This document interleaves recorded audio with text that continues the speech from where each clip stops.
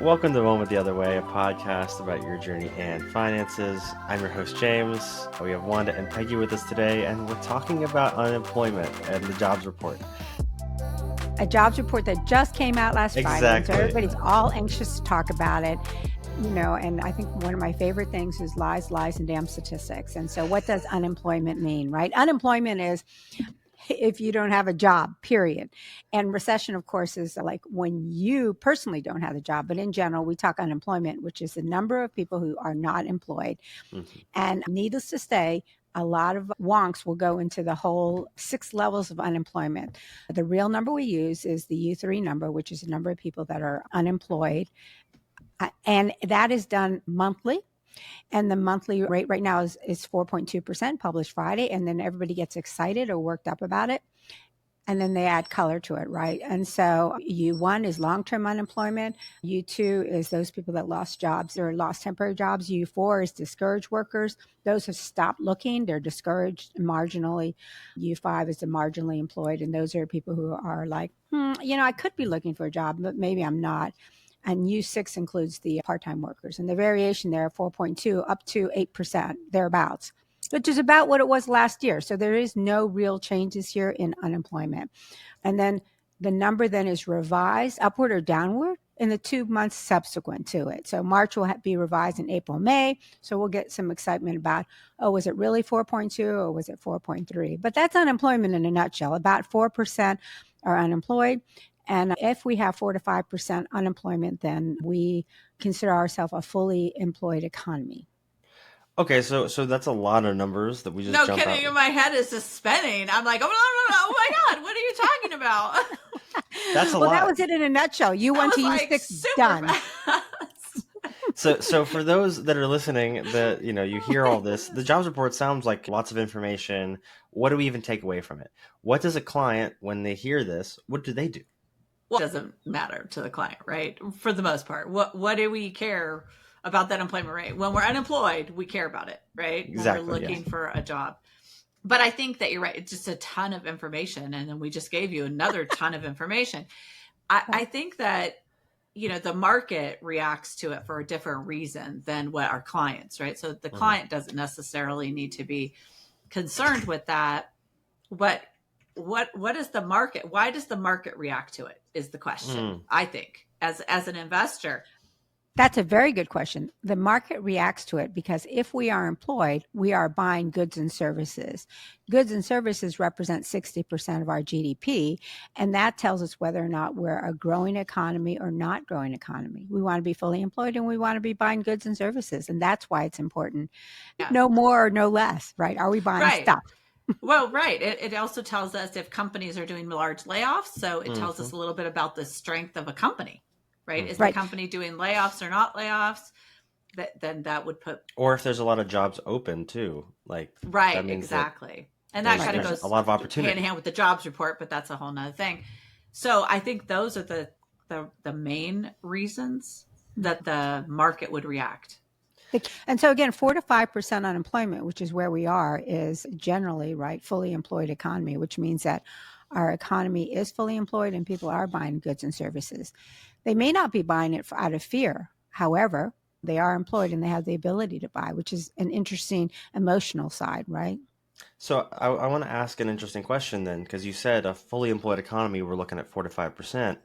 Why is it not a fully employed economy, not 0%? Because every once in a while, someone's going to lose their job, get laid off, decide to leave the workforce. It'll never be 100%. Right. And then you also want upward mobility, right? Exactly. Yeah, so if we had 100% employment, then there would be no place for you to grow in your job, no place for you to be able to get maybe a higher paying job or a different industry. So you always want some unemployment. What Peggy says is important here because you want to have some job openings because you want people to be moving up in the employment force and making more money. And so it's considered a sign of a healthy economy that there are job openings. This idea of upward mobility, everybody starts somewhere and moves up. And so we want to have optimism as to, hey, I can get a better job and I can get promoted and make more money. I want to go back to something earlier you had said. You talked about lies, and damn statistics. I don't know if that's the exact quote. Maybe it's lies, damn lies, and statistics or something like Could that. be, right? Somewhere Lies, in yeah, there. damn lies and And statistics. statistics. Yeah. I wanted to ask a question about, there's all these different numbers that go into it. What makes why is U3 the one we look at as opposed to different other numbers? Why are there so many different numbers? I can take that one because there is no such thing as a black and white answer. There's gray and there's context and there's in generalities, right? In my head today, talking with you, I could be thinking, I'm doing a podcast today, but I'm really thinking about getting another job. And you might not know that. Right? Well, yeah, but I think that, before she answered that question, I was going to say, when you say, why are we economists, right? That's who's doing it, not us. The general person doesn't understand the difference between the different types of unemployment. They know if they're unemployed or if they are employed and they're looking for another job. They know that. And I don't think that they pay attention to the different types of unemployment. You hear things in the media about people leaving the workforce. That's one of the things that you can see when you go in depth on unemployment. And why do people leave the workforce? There's a lot of different reasons. People leave because they're disabled. They leave because they're retiring. They leave because, they won the lottery. There's a lot of reasons that people might leave the workforce. Right. And so that's one of the numbers. I think that long-term unemployment, I think that's an important number to look at. Right? Because then when you're talking about that number, you're talking about how it's harder for some people to find a job, and why is that?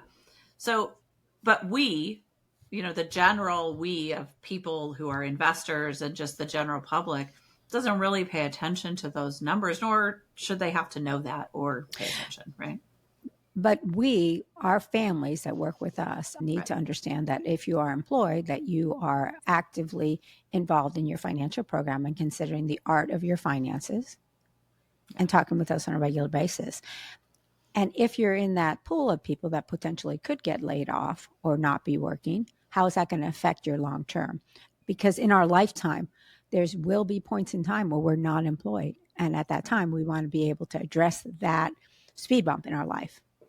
So that goes into my next question, which is, practically speaking, if we're looking at, it really only matters if you're unemployed, how do you prepare for that?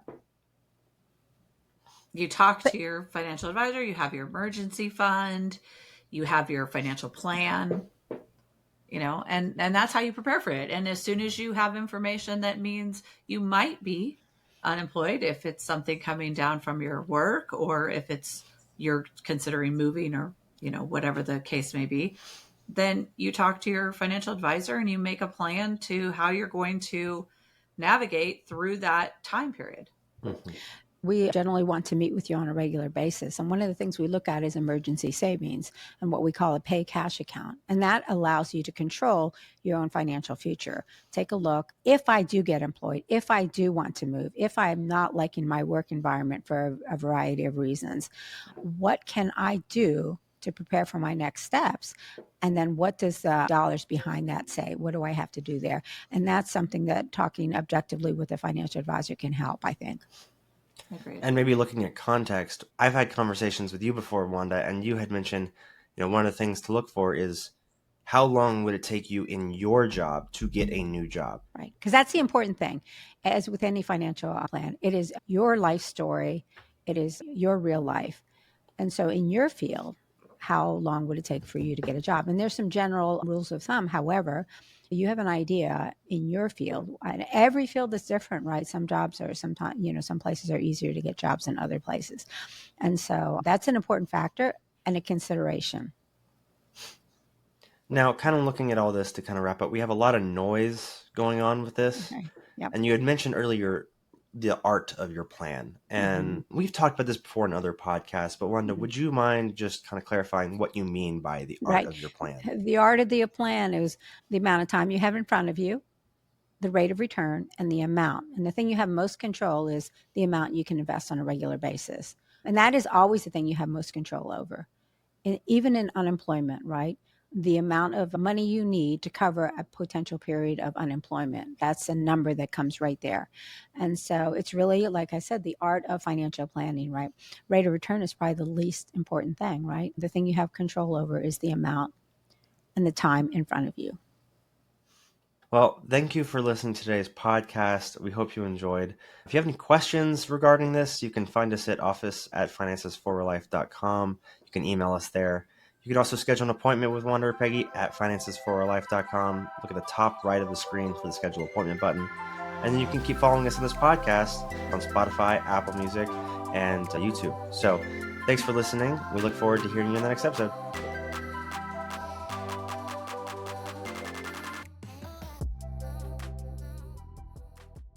Securities offered through LPL Financial, member FINRA, SIPC.